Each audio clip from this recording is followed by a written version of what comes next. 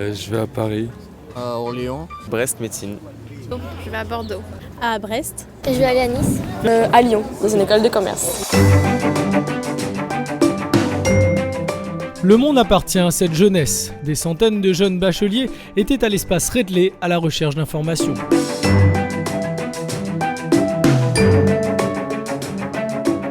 Vous êtes présents pour bien sûr un projet de mobilité pour la première fois pour la plupart d'entre vous.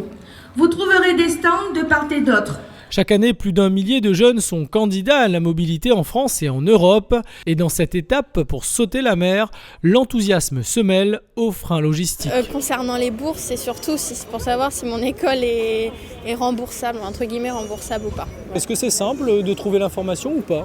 Oui, c'est simple. Particulièrement avec cette journée-là. Après, il faut venir les chercher. On ne va pas nous les donner comme ça, mais ça va. Oui, c'est bien. Bon, je vais partir, mais bon, il faudra bien accepter au bout d'un moment. Est-ce que tu as trouvé des réponses aujourd'hui ? Oui, beaucoup. Des informations par rapport au Crous, par rapport au département, aux aides, aux bourses. C'était très utile de venir.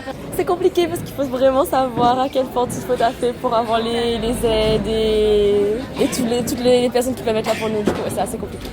Mais est-ce qu'on s'en sort ? Oui, c'est bon, c'est bon. On a les bonnes personnes avec nous. L'école de commerce, c'est où ? À Lyon. À Lyon.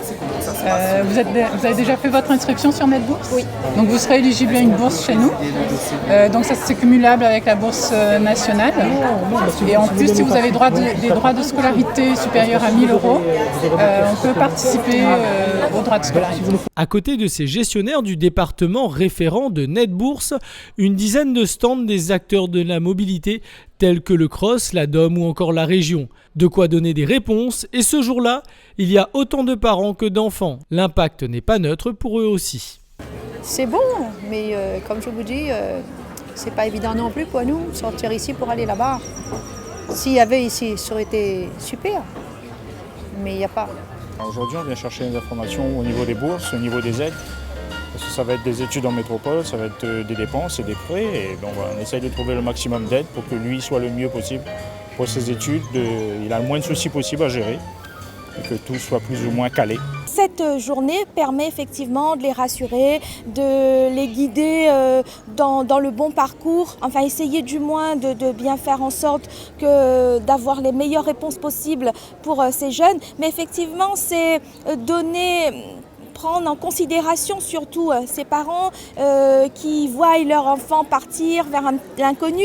Il existe des solutions, notamment le département à travers ces différents dispositifs, NetBourse, des dispositifs qui permettent à nos jeunes qui veulent étudier à Paris des conditions de logement bien adaptées.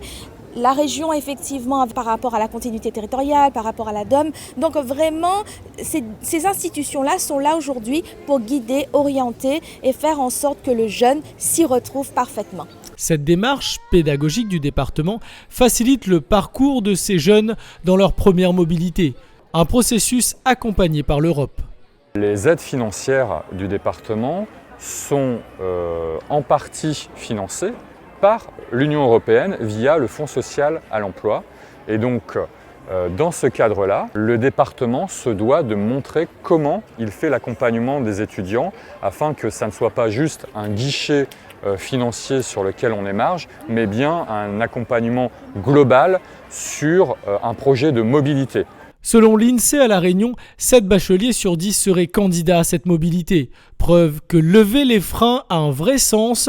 Cette première séquence d'information ouvre en tout cas la porte à de nouvelles opérations en faveur de ses usagers.